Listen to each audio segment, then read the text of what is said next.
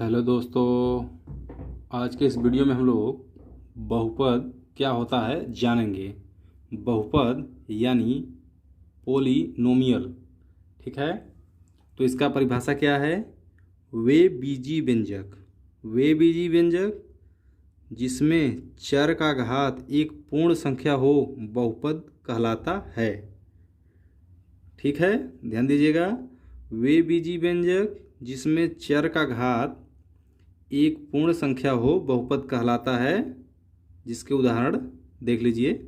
x+3, x² + 2x + 6, x2 इत्यादि। ये सब क्या हैं? ये सब बहुपद के उदाहरण हैं। अब आगे ध्यान दीजिएगा। ये तो होगी परिभाषा, लेकिन इसमें कुछ शब्द हैं। जैसे बीजी व्यंजक, यह क्या होता है? चर का घात। तो इसमें चर क्या है? एक पूर्ण संख्या। पूर्ण संख्या तो आप लोग लगभग जानते ही होंगे, फिर भी हम बता देंगे आपको।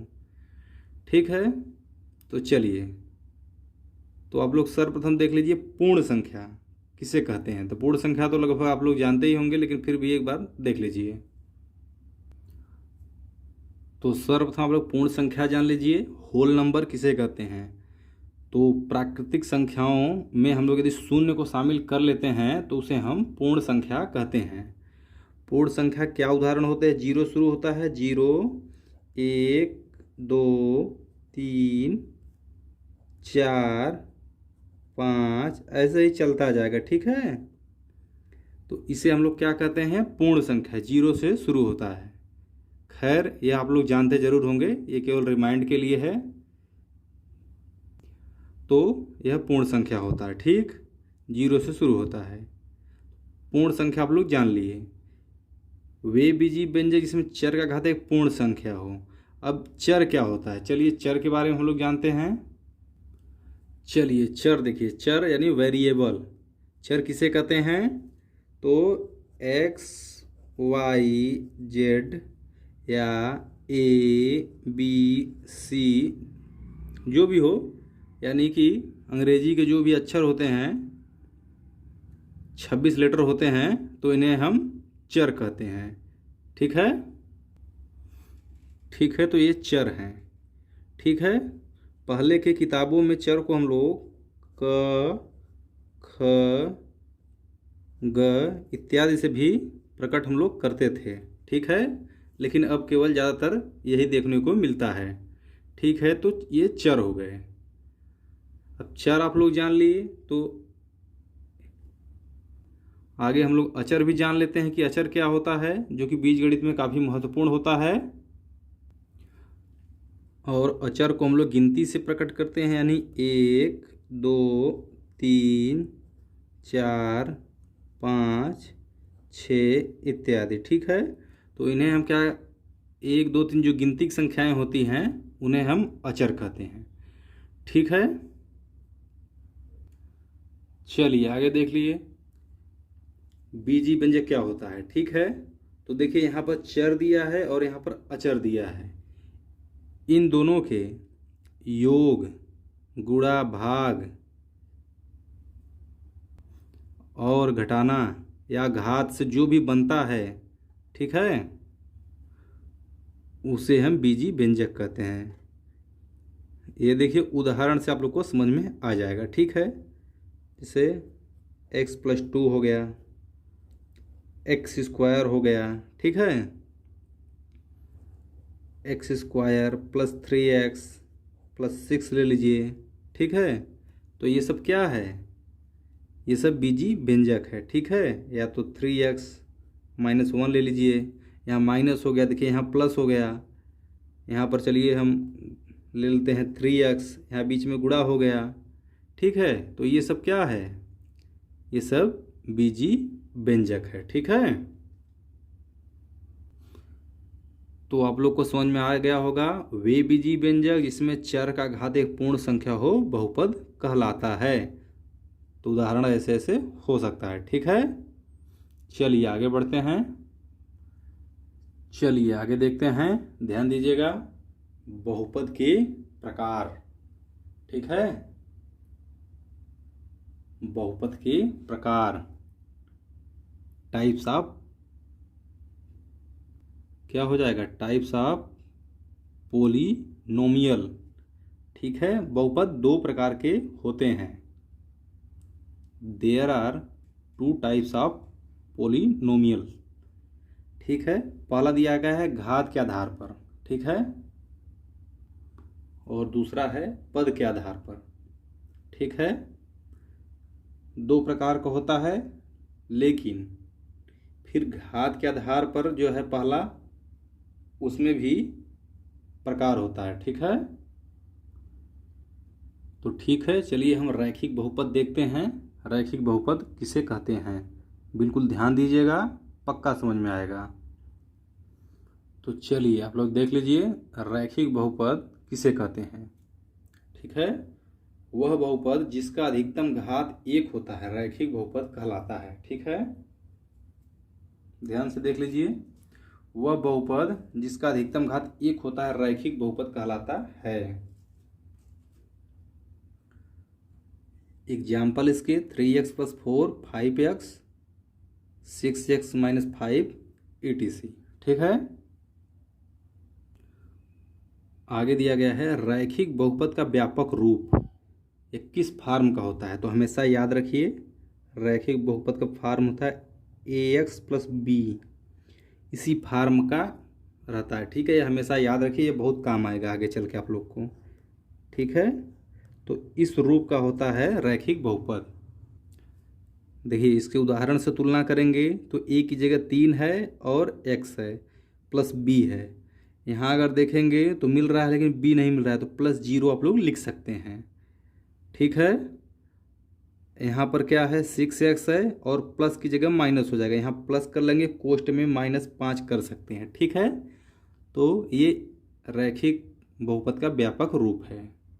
ओके, चलिए आगे बढ़ते हैं। चलिए आगे देखते हैं, क्या दिया गया है, द्विघात बहुपद।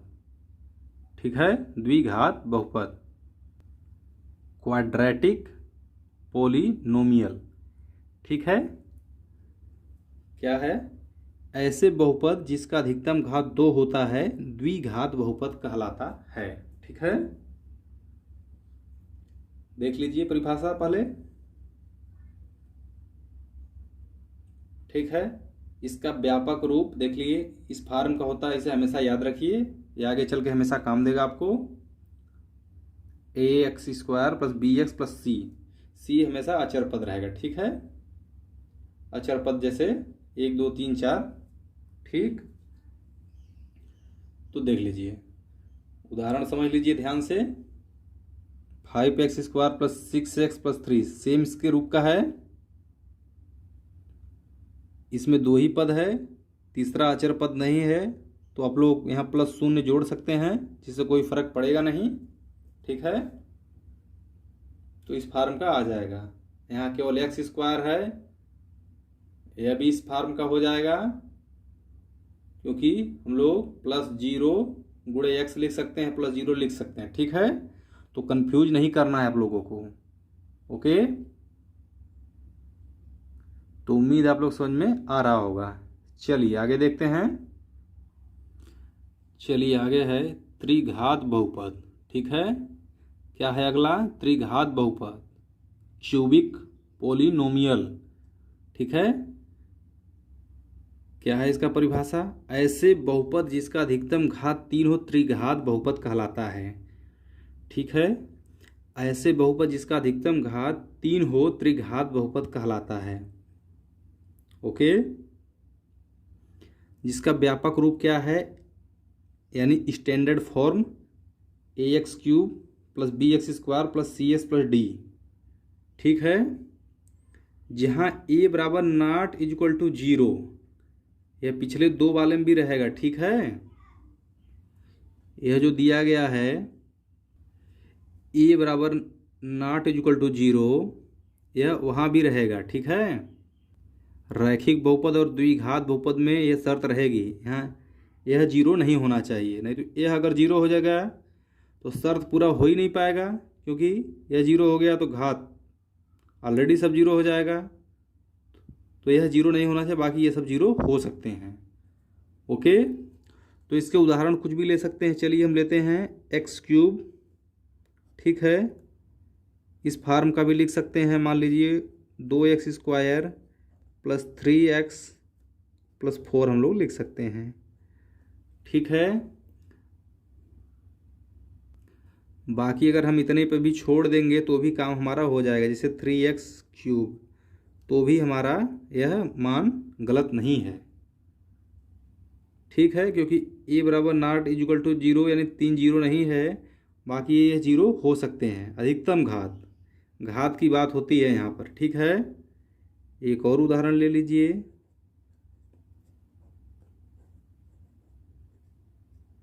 चलिए यहाँ पर हमने यह ले लिया, ठीक। चलिए आगे बढ़ते हैं। चलिए आगे दिया गया है अचर बहुपद यानी कांस्टेंट पॉलिनोमियल। ओके, वे बहुपद जिनमें केवल अचर पद होता है उसे हम अचर बहुपद कहते हैं। अचर पद जैसा कि आप लोग जानते हैं, अचर के उदाहरण क्या होते हैं। तो अचर क्या होता है, 1 2 3 4 ऐसे ही होता है। तो इसका एग्जाम्पल क्या हो जाएगा, इसके एग्जाम्पल क्या हो जाएंगे बताइए। 2 3 4 कुछ भी ले सकते हैं, माइनस में भी रह सकता है, ठीक है। ओके, तो ठीक है, आप लोग कह सकते हैं कि यह बहुपद कैसे हुआ, इसमें तो x है ही नहीं। तो यहाँ पर 2x के पावर 0 हम लोग लिख सकते हैं, क्योंकि x के पावर 0 का मान 1 होता है कि नहीं होता है बताइए। तो 2 आ जाएगा, तो इसमें x आ गया। तो ऐसे ही हम लोग कर सकते हैं, तो यह बहुपद हो जाएगा। ओके, आगे दिया गया है शून्य बहुपद यानी जीरो पॉलिनोमियल। ध्यान दीजिएगा, यह क्या होता है, यह एक तरह का अचर बहुपद ही होता है, ठीक है। ऐसे अचर बहुपद जिसका पद यानी टर्म्स शून्य होता है, शून्य बहुपद कहलाता है, ठीक है।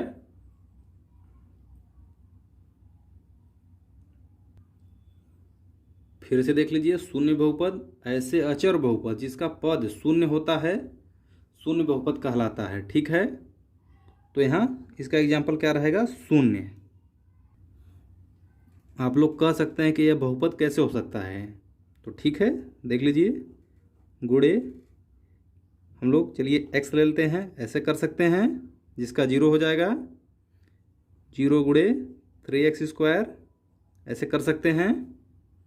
तो ऐसे ही हो सकता है, तो इसे हम लोग शून्य बहुपद कहते हैं।